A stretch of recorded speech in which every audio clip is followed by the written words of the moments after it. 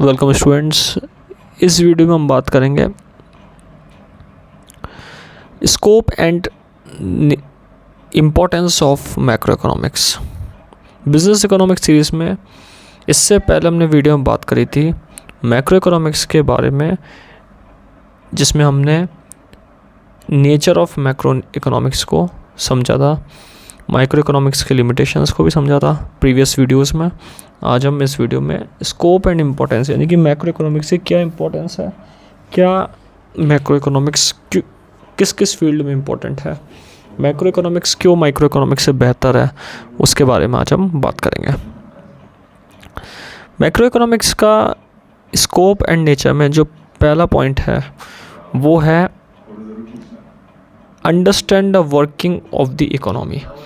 Macro economics क्या है? एक इंडिस्पेंसेबल फॉर्म है। इंडिस्पेंसेबल फॉर्म मतलब एक ऐसा फॉर्म जो कि कंपलसरी फॉर्म में है, यानी कि कंट्री के अंदर बहुत ज़रूरी एक फॉर्म ऑफ इकोनॉमी है, ब्रांच ऑफ इकोनॉमी है, जो कि इकोनॉमी की पूरी वर्किंग को समझता है कि हमारी पूरी कंट्री की वेल्थ के अंदर, हमारी पूरी कंट्री की इकोनॉमी में कैसे इनकम में चेंज आ रहा है, कैसे आउटपुट में चेंज आ रहा है, कैसे एम्प्लॉयमेंट में चेंज आ रहा है, कैसे प्राइस लेवल में चेंज आ रहा है, उसके बारे में ये बताता है।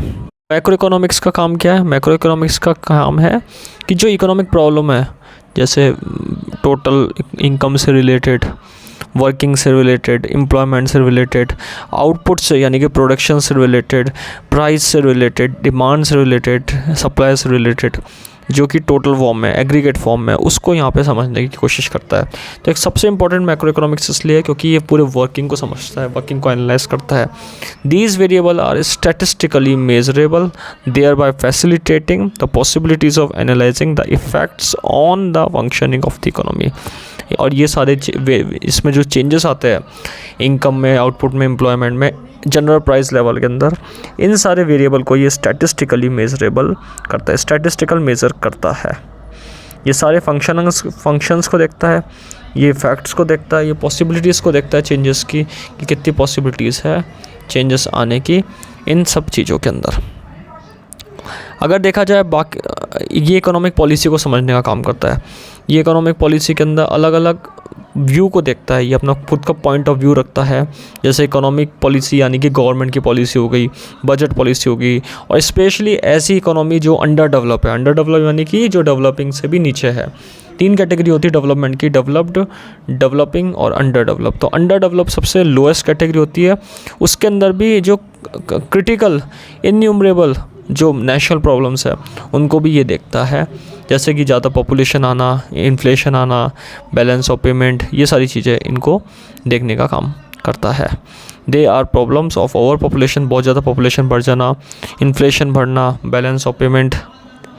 ओवर पॉपुलेशन मतलब छोटे से एरिया में, एक एरिया में पॉपुलेशन का क्राइटेरिया ज़्यादा होना। इन्फ्लेशन यानी कि महंगाई। बैलेंस ऑफ पेमेंट यानी कि इकोनॉमिक ट्रांजैक्शन जो फॉरेन कंट्री से हमारी कंट्री के साथ होते हैं तो उसके पेमेंट रिसीव एंड पे।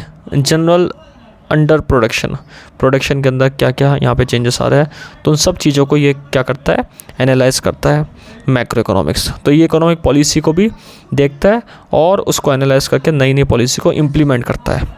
जनरल एम्प्लॉयमेंट, अनएम्प्लॉयमेंट का मतलब कि अनएम्प्लॉयमेंट की थ्योरीज़ को भी यहाँ पे कन्वर्ट करना एम्प्लॉयमेंट में, जिसमें कीन्स का बहुत इंपॉर्टेंट रोल रहा है। जे.एम. कीन्स जो मैक्रो इकोनॉमिक के प्रोफेसर रहे, the Keynesian theory of employment इन्होंने लिखी थी, और इसमें इन्होंने अनएम्प्लॉयमेंट के जो अनएम्प्लॉयमेंट वाली जो प्रॉब्लम है उसके बारे में इन्होंने बताया था, उसके सॉल्यूशंस के बारे में इन्होंने बताया था।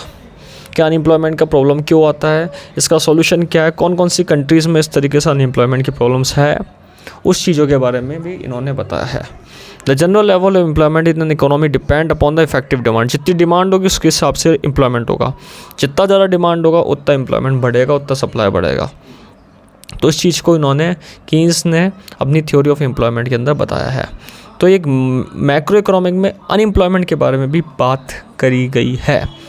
The general level of employment in an economy depend upon effective demand, which in turn depend on aggregate demand and aggregate supply function.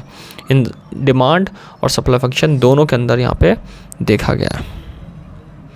National income में भी यहाँ पे मैक्रो इकोनॉमिक्स की स्टडी का एक इम्पॉर्टेंट रोल है नेशनल इनकम के बारे में एनालाइज करना, कंट्री की टोटल पॉपुलेशन की टोटल इनकम के बारे में एनालाइज करना, that is the analysing of national income.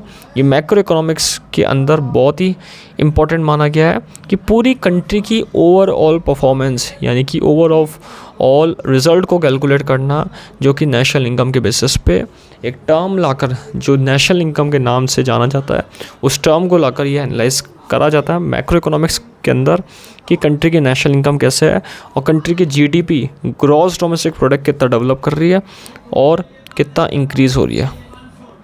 This led to the construction of data के बेसिस पे कंस्ट्रक्शन होता है यहाँ पे on national income data help in forecasting the level of economic activity and to understand the distribution of income among different groups of the people in the economy.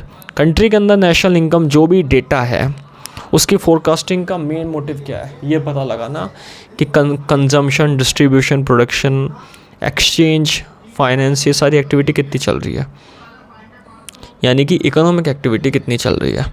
Country के अंदर economic activity कम थोड़ी हो रही है, country के अंदर economic activity किस level पर है, और उस डिस्ट्रीब्यूशन ऑफ इनकम को समझना, उस डिस्ट्रीब्यूशन ऑफ इनकम के बारे में एनालाइज करना, जो कि वेजेस के फॉर्म में एम्प्लॉयज़ को सैलरी के फॉर्म में दी जाती है, प्रॉफिट के फॉर्म में बिजनेसमैन गेट करता है, इंटरेस्ट के फॉर्म पे कैपिटल पे चार्ज करा जाता है। उन चीज़ों को यहाँ पे समझना, distribution of income among different groups, यानी कि अलग अलग ग्रुप्स को किस तरीके से बांटा जा रहा है इनकम इकोनॉमी के अंदर, वो भी यहाँ पे मैक्रो इकोनॉमिक एनालाइज करता है। इकोनॉमिक ग्रोथ का एनालाइज करना भी मैक्रो इकोनॉमिक्स का एक पार्ट है, जो कि हम एक कॉमन फॉर्म में जानते हैं। The economics of the growth is also study in macroeconomics. It is on the basis of macroeconomics that the resources and capabilities of an economy are evaluated. पूरी country के अंदर economic analysis यहाँ पे evaluate होता है। Macro economics के अंदर resources को एनालाइज करा जाता है और रिसोर्सेज का यूज़ कैसे हो रहा है उसको एनालाइज करा जाता है। रिसोर्सेज का यूज़ हमारी इकोनॉमिक ग्रोथ में कैसे हेल्पफुल है उसको एनालाइज करा जाता है। So the economics of growth is also studied in macroeconomics. It is on the basis of macroeconomics that the resources and capabilities of an economy are evaluated. पूरी economy के अंदर रिसोर्सेज को analyse करना, क्या resources की capabilities है growth के अंदर, वो एनालाइज करना यहाँ पे मैक्रो इकोनॉमिक्स में देखा जाता है। Plans for the overall increase in national income, output and employment are framed and implemented so as to raise the level of economic development of the economy as a whole. पूरी country की national income कैसे develop हो रही है, output कैसे create हो रहा है, एम्प्लॉयमेंट कैसे क्रिएट हो रहा है, उसके प्लान्स को यहाँ पे देखा जाता है और कितना इकोनॉमिक डेवलपमेंट में हेल्प कर रहा है उस चीज़ को भी देखा जाता है। लास्ट पॉइंट हम पढ़ते हैं, for understanding the behaviour of individual unit, that is important. Macro economics में ये सबसे इंपॉर्टेंट पॉइंट बताया गया है कि इंडिविजुअल यूनिट के बिहेवियर को एनालाइज करने में भी मैक्रो इकोनॉमिक्स का रोल है। इंडिविजुअल यूनिट यानी कि माइक्रो इकोनॉमिक्स, माइक्रो इकोनॉमिक्स के बिहेवियर को भी अंडरस्टैंड करता है macro economics. The study of macro economics is imperative. Imperative मतलब सब जगह है, यूनिवर्सल फॉर्म में है और हर चीज़ को एनालाइज करता है, छोटी से छोटी चीज़ को भी। तो ये कॉमन फॉर्म में बात की जाए तो ये है कि माइक्रो इकोनॉमिक्स की यूनिट को भी एनालाइज करता है कौन, मैक्रो इकोनॉमिक्स।